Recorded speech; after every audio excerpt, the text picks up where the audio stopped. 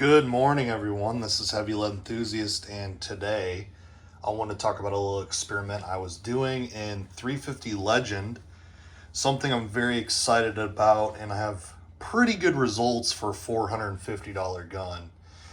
If you really scour the web on this particular bullet I used, I think I found one guy talking about using it, but other than that, no one really talks about it. Even if I couldn't find the information on this, which I'm going to get to in a second, kind of the build-up routine. Anyways, even if I couldn't find information on this particular bullet, I was going to try it anyways. And the reason being, it's got a pretty darn good profile and ogive to work for the 350 Legend. So what bullet am I talking about? Well, I'm talking about this guy, the Speer hotcor. It's a 35 caliber bullet, 180 grain. It's 358. How can you do that? This is 350 Legend we're talking about. That's horrible. You can't do that crap. Well, sure you can, and I'll show you how I did it. So, what you need to do to start, you need to get one of these. Now, what is this, you're asking? This is a Lee bullet sizing die. This particular model is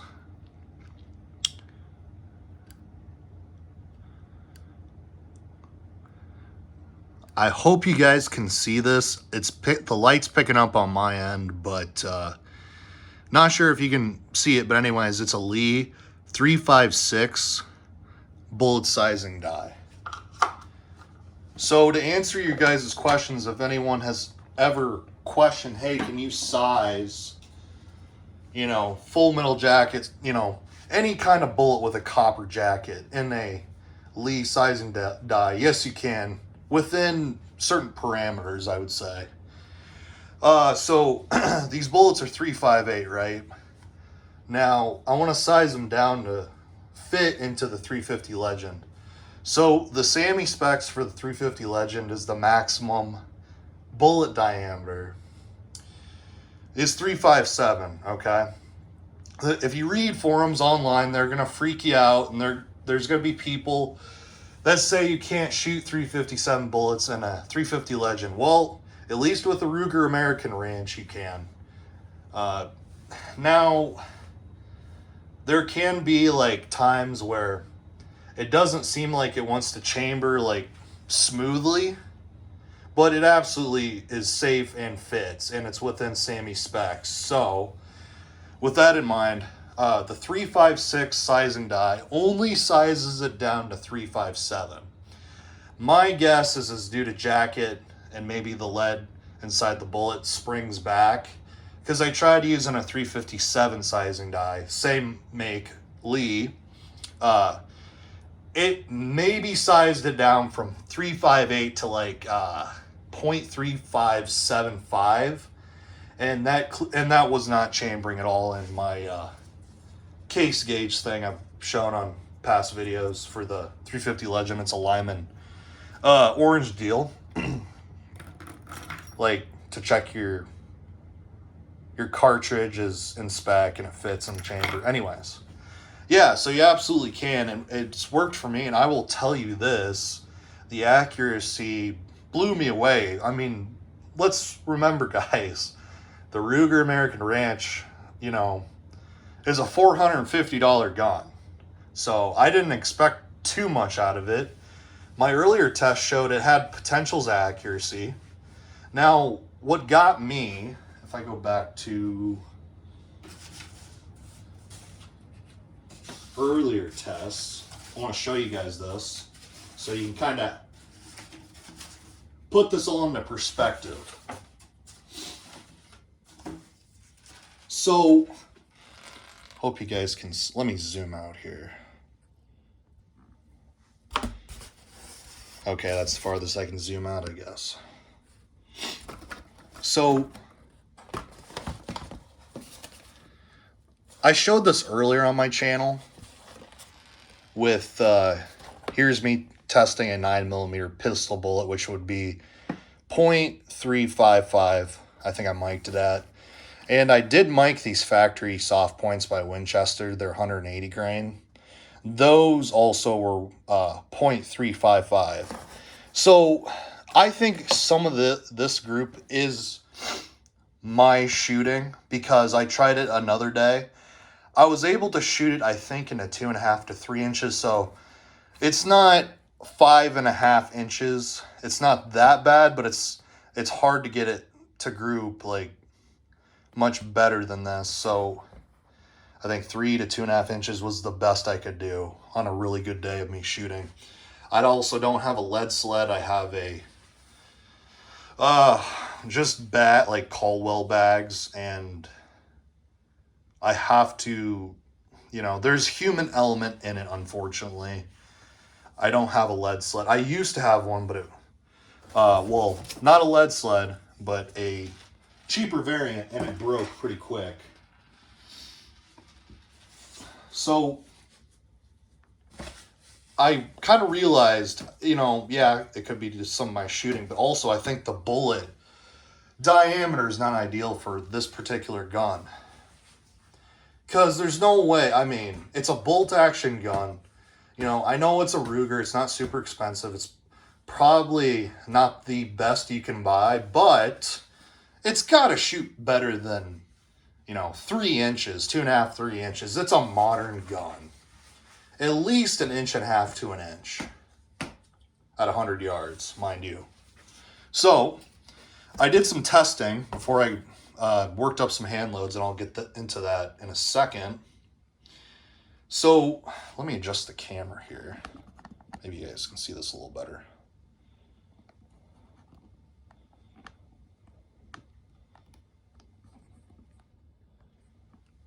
Okay.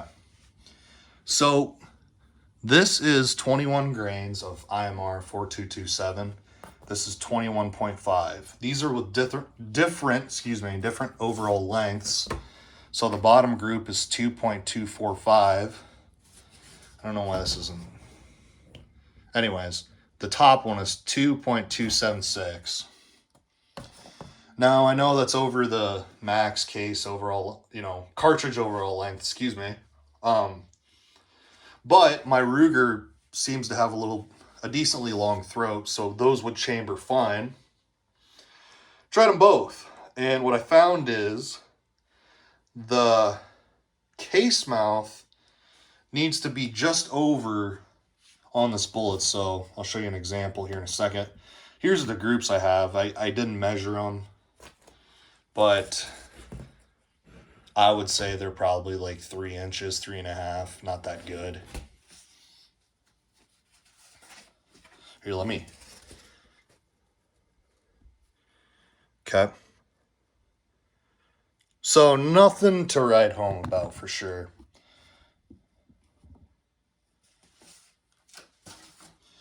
Now what I'm talking about with this bullet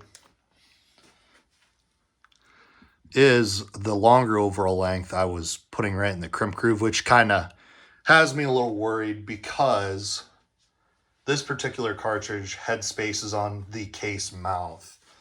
You don't want to put a Mondo crimp if the case mouth is right in the crimp groove, and I didn't think that was an ideal spot to begin with, but I wanted to try it. What I found was with that longer overall length and even crimping ever so slightly in that crimp groove, my primers were showing higher signs of pressure. I don't think the bullet was being jammed into the rifling by any means, but for whatever reason, it was showing higher signs of pressure. Maybe it's because the crimp was biting more into the crimp groove. I have no idea. So what overall length I decided to do is having the case mouth just right above that crimp groove right there before the ogive of the bullet starts tapering up. So that's what I did, and seems to work fine. The overall length for that guy is 2.245, I believe. Yep. I have my notes here. I'll go through here in a second. So, anyways, with that testing, I wanted to work up some loads. So there's one powder I wanted to try that's kind of new to me. It's Vitavori N120. It's kind of similar to IMR 4227. The reason I wanted to try that along with IMR 4227 is because IMR 4227 is ridiculously expensive. I'm going to roll in a picture of IMR 4227 posted, like 8 pounds of it, I believe. I might roll footage in for that. I think if I remember right, it was like $520 or something ridiculously expensive. Okay, so if I've rolled that in by now, I also wanted to report Vitavori N120 is also a single base powder, just like IMR 4227. If you look in some loading manuals, it's so close to it for burn rate. And what's even better, if you guys are frugal like I try to be, Vitavori N120 is only about $330 after tax, if I remember right. So if you buy 8 pounds and it's posted at like $308 and you pay, at least in the state of Iowa, it's, roughly about $330. I could be off on that, but it's pretty close. You guys get the general idea. So that's why I want to test this powder alongside it. So with that in mind, I'll get into the test. So with this Speer 358 180 grain hotcor, it's like a soft point bullet. If you guys can't see and were wondering, I had to organize this box of ammo. I also had to use a few Ziplocs to organize my different loads. I did one charge and I would do 5 shot groups, okay? And I'll show all that footage here in a second.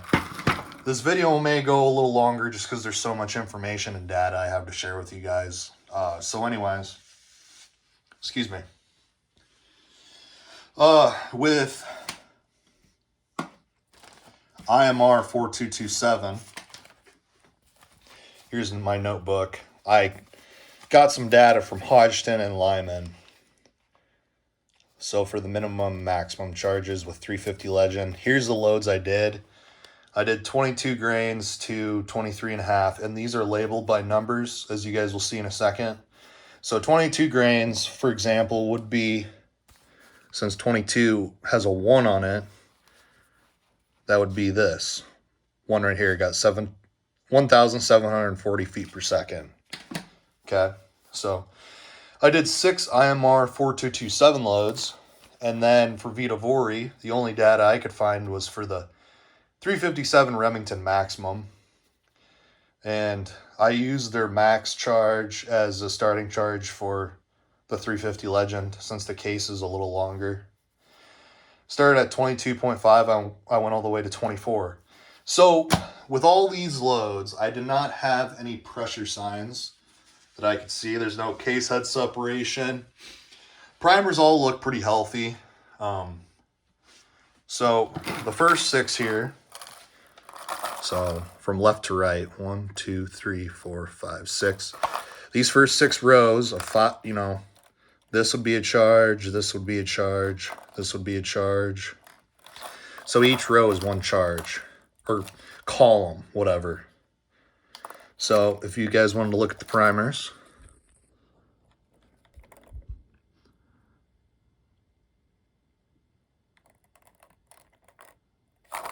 no weird pressure signs or cratering. So, with that in mind, I ran out of room because it's just a 50-round box. I ran out because I did 6 also of the Vitavori. See, if you look, it goes up to 12. 12 different charges. That's 24 grains of the N120. Excuse me.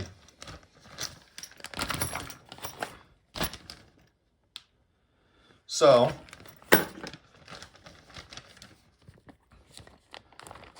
here's 11.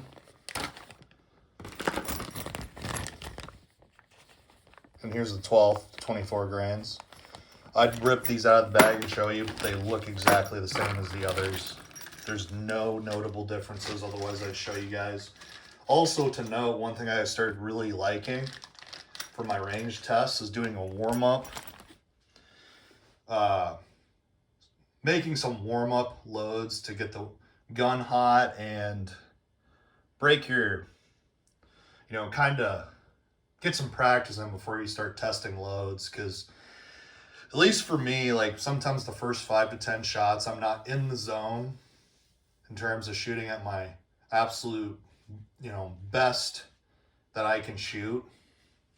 So I made 9 of these H110 loads. I just put 22 grains in. They actually got some pretty decent speed, but they were very inconsistent. Some of them would go up to, I wrote down, the average was 1964 up here for the H110s. Some of them got up to like 2,000 feet per second. Some of them were down in like the 1,800s, so very inconsistent. Obviously, that powder charge isn't big. So with that in mind, I'll go through some of the data.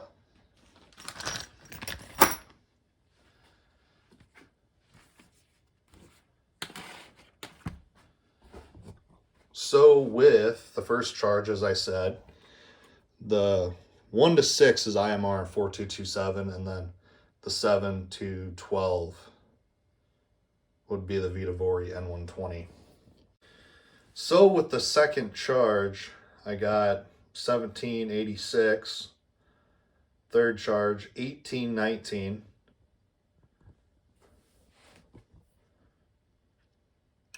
fourth charge 1851, fifth charge 1881, sixth charge 1907.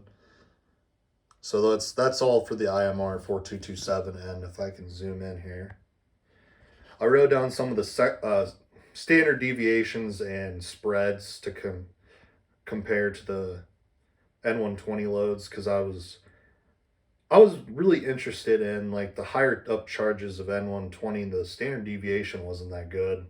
Could be my loads, could be me, I have no idea.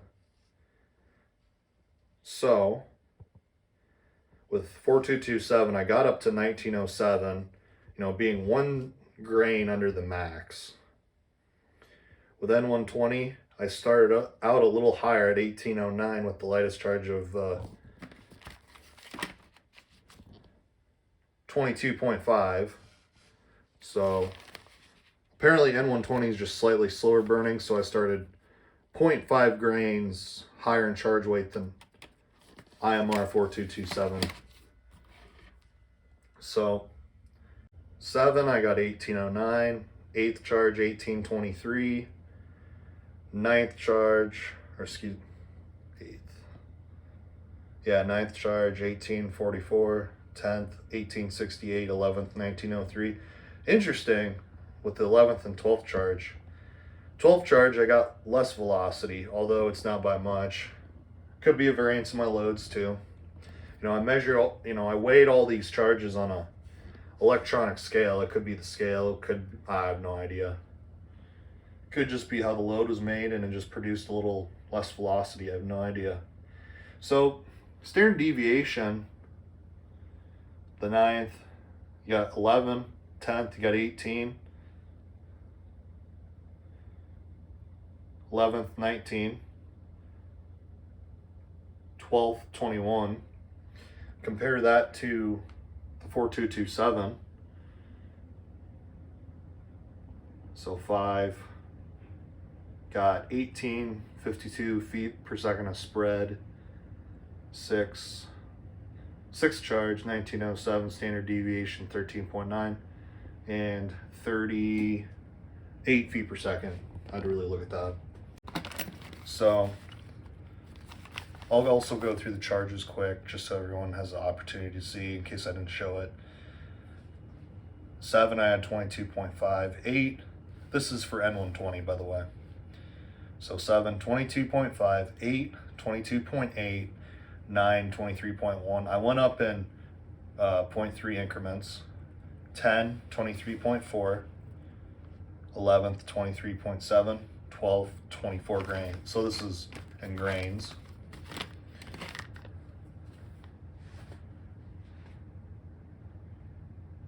So here's the IMR charges I use. 22 for the first, for the second 22.3, the third 22.6, the fourth 22.9, the fifth 23.2, the sixth 23.5.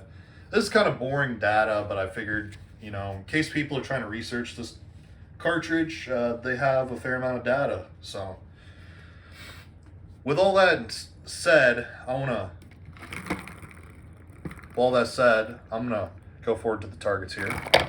All right, so how I'm gonna go through this is I'm gonna start at group number 1 and go all the way through 12. So the 4227 is the first 6, and then, you know, 7 to the 12 is the N120.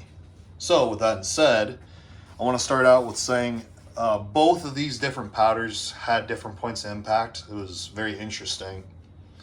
So when I started off, with the practice shots with the H110, they were shooting nearly about 2,000 feet per second, right? So my scope was way off. I mean, I couldn't even hit a target, you know, probably about this big at 100.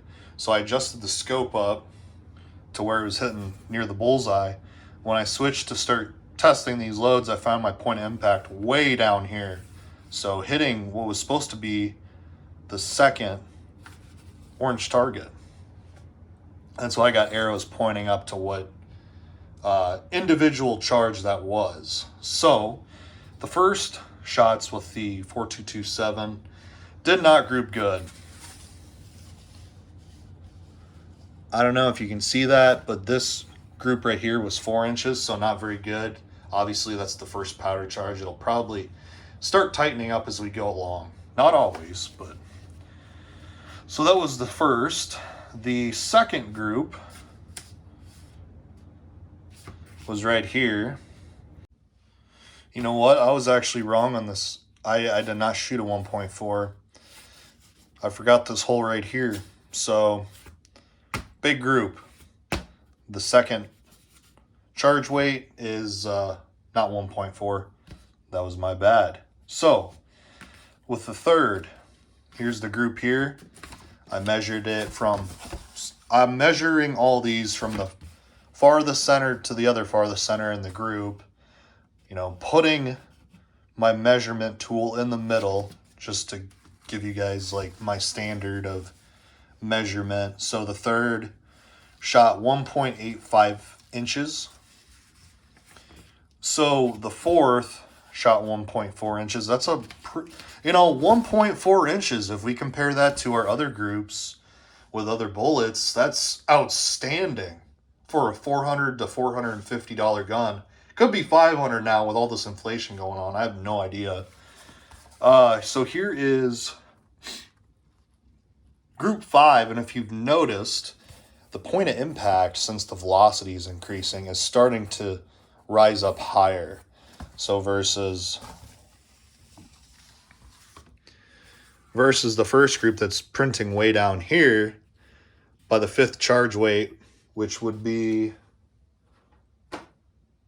23.2 grains, we're really seeing, you know, a big change in, because I'm aiming at these orange targets right in the center. I'm not changing my aiming point at all or adjusting the scope. So we're seeing the point of impact really go up.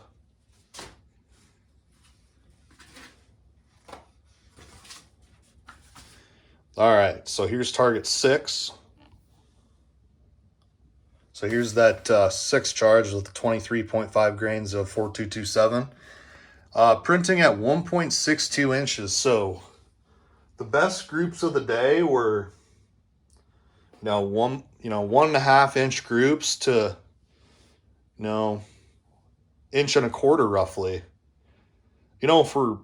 I'm happy with that, guys. I mean, this is not a tack driver of a gun, although I do like the ranch rifles because they tend to have a heavier barrel profile, so they don't overheat as quickly, and they tend to shoot groups better than like the pencil barreled Americans, the standard Americans, not the Ruger American Ranches. Anyways, I digress. So by the 7th, we switch over to N120. And this is a powder that no one ever talks about in 350 Legend. So that's another reason I wanted to try it. First group of the 7th. It's not bad, but it's not ideal. It's not something I'd be happy with. 2.28 inches, so not really that good. If you had to use it for deer hunting at 100 yards, it would probably work. So here's the 8th, and the 8th did even worse, 2.5 inches. So the 9th, also with these point of impacts, it seemed like the N120 wanted to go to the left a little bit versus the 4227 tended to be somewhat centered, even with the starting charge being lower. Anyways, luckily I had enough cardboard to capture all these shots. I was a little worried about this bottom one, but I did get the very edge of one of them. The 5th one, the 4th one, and then I pulled this one. I'll get into that. So with the 9th charge, I got a pretty respectable group compared to the other ones of earlier. 1.78 inches. So just barely nicked the edge here. Got this one. And there's the 3 shots because I'm shooting 5-shot groups, just a reminder. So with the 10th, open back up to 2.3. I don't even know if these are what you would call nodes, but who knows. So 10th, and then the 11th, I got a 2.9 inch group. Not really that good. And then the 5th, the very last charge weight, I was really mad at myself because I saw these group into here through the scope. And I'm like, don't blow it. Don't blow it. It's the last shot of the night. And, the sun's starting to go down and I need to get a move on. I rushed it and I yanked that trigger bad. It's not an excuse to why the group didn't do good. I seriously, I pulled it. I yanked the trigger out and I pulled it before I was ready. I felt the crosshairs move away from this orange dot I was aiming at. It's just one of those deals I would assume a lot of people can relate with. So if I didn't pull this shot, the group measured at 1.3 inches. If I'm taking into account, these two would be the furthest centers.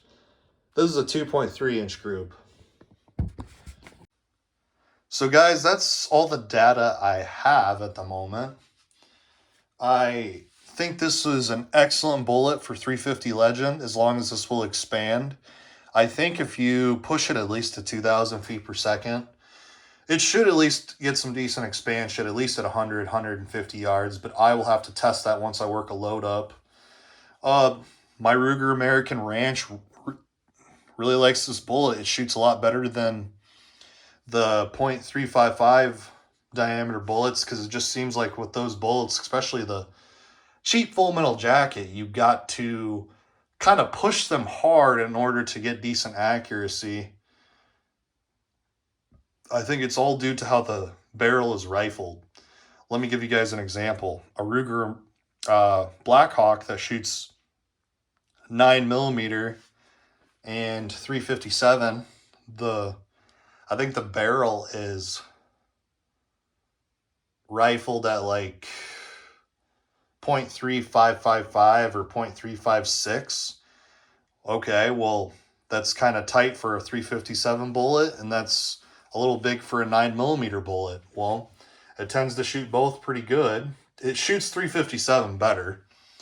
So if we kind of take that into account, if the 350 Legend is supposedly, I don't know if this is true, but it's supposedly rifled like a 357 revolver would be, well, then why couldn't you shoot 357 bullets and have a lot more accuracy than 9mm?